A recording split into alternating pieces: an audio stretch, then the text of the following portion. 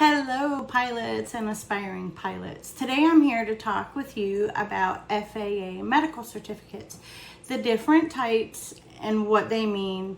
And hopefully this will help you figure out what type you need. And you can see my little Aria in the background there laying in her bed. I have my fur baby companion. So let's dive into that.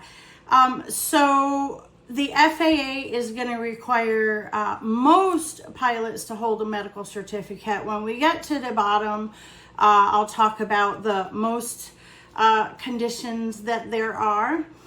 Now, you have to get these medical certificates from an aviation medical examiner. So this is a special doctor that has been approved to assess pilots' health in accordance with the requirements, for the FAA medicals. If you're looking for AME, if you don't know how to find one, you can go to the FAA.gov website. And I think when you go to the AME page, just search for Find AME. And I think it'll let you type your zip code in, and then you can find the nearest AME to you. So there are three classes that we're going to talk about today. There are some other types of medicals, and I'll talk about those at the end. But there really are three main classes, and today, we're going to talk about those, and so you can figure out which one you might qualify for. Okay, so let's talk about the different classes, right? There's first, second, and third class. So your first class medical, it's going to be the most restrictive. If you are an airline transport pilot, you hold an ATP certificate.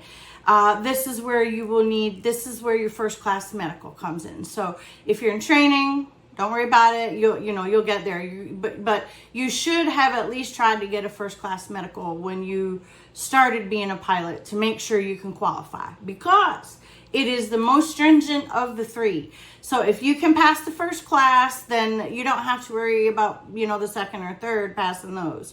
If you are going to be an airline pilot and you have not gone and gotten a first class medical, that should be the very first step to make sure that you qualify, okay? So what are the qualifications? It's the most stringent. It has some age differentiation. So if you are under 40, this medical will be good for 12 months, which means every 12 months you have to go get your health has to get re-evaluated. This is part of the stringency part, right? They want to check your health once a year. If you're over 40, then they want to check your health every 6 months. And there could possibly be some more stringent health checks, such as hearing, cardiovascular, EKG, neurological for certain age groups, right? So depending on your health, those things, it's a lot more,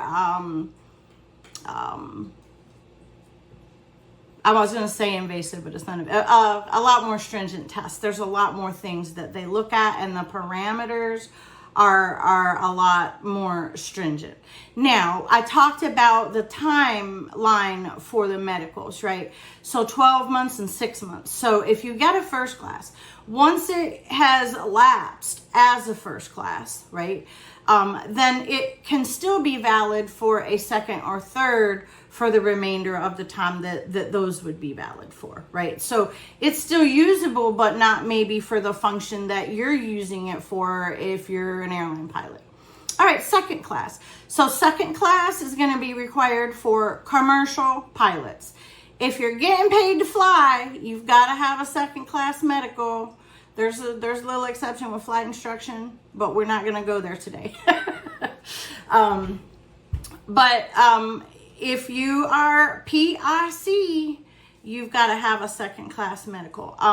So this is going to be for any type of commercial operation, crop dusting charters, 135, banner towing, cargo, all that different type of flying that's not 121 flying, basically.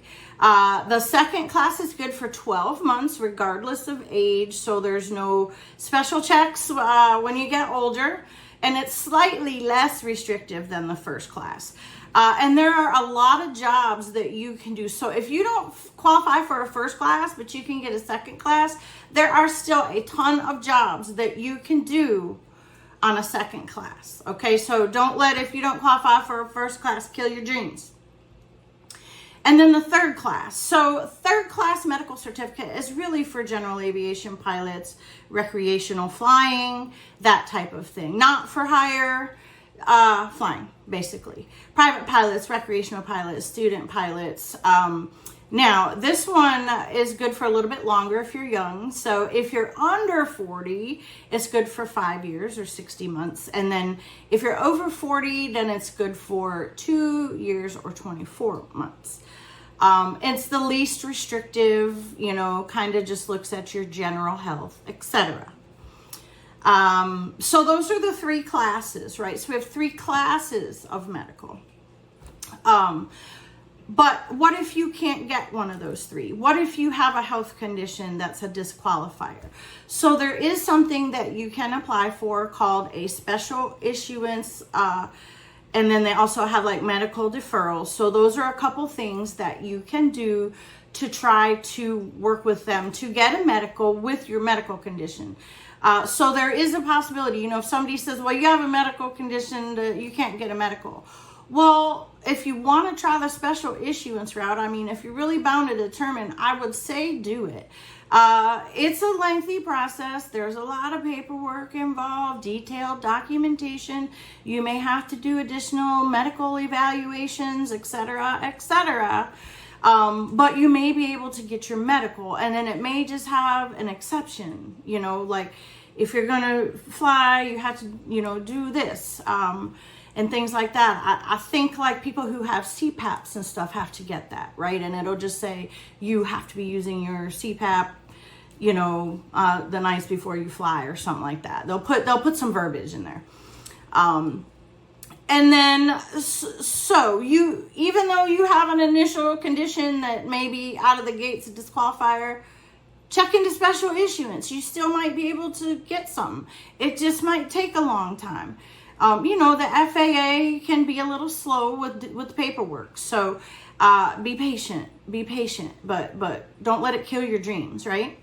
Now, if you come up to where you have something that they're like, there's a no-go, you absolutely can't get a medical with that, even with an exception or special issuance or whatever, then there's the basic med alternative. So this is, again, for general aviation pilots. This is just so, you know, if you still want to fly, you can fly. You know, you can go up and fly. So it allows pilots to fly certain small aircraft. So there's criteria on the aircraft that you can fly without holding a medical certificate. And there's a few criteria for this, just initial criteria, right? I'm not diving into everybody's unique situation. So in order to qualify for basic med, you have to have previously held a valid medical certificate. Doesn't say what class, first, second, or third, just one. That was after July 14th, actually, of 2006. And then if you're going to hold a basic med alternative, you have to undergo a medical exam with a state licensed physician, so not an AME, just a state licensed physician, every 48 months. And then complete an online medical education course every 24 months. So those are the criteria to have that. You know, if you still want to fly, you have an airplane, you want to buzz around the patch, maybe you can still get a basic med. So those are your options. Hopefully this helps everyone understand pilot medicals and when you need them, the different types that there are. If you have questions that you would like me to answer online, put them in the comments for the video, and I will pop on and maybe do some short answers to some of those questions, or maybe do a compilation if I get a ton of them. So yeah, if you have questions, put them in the chat. I'll dive in and do some research and get you some more info. So that's all for today, y'all. Have a good one. See you soon.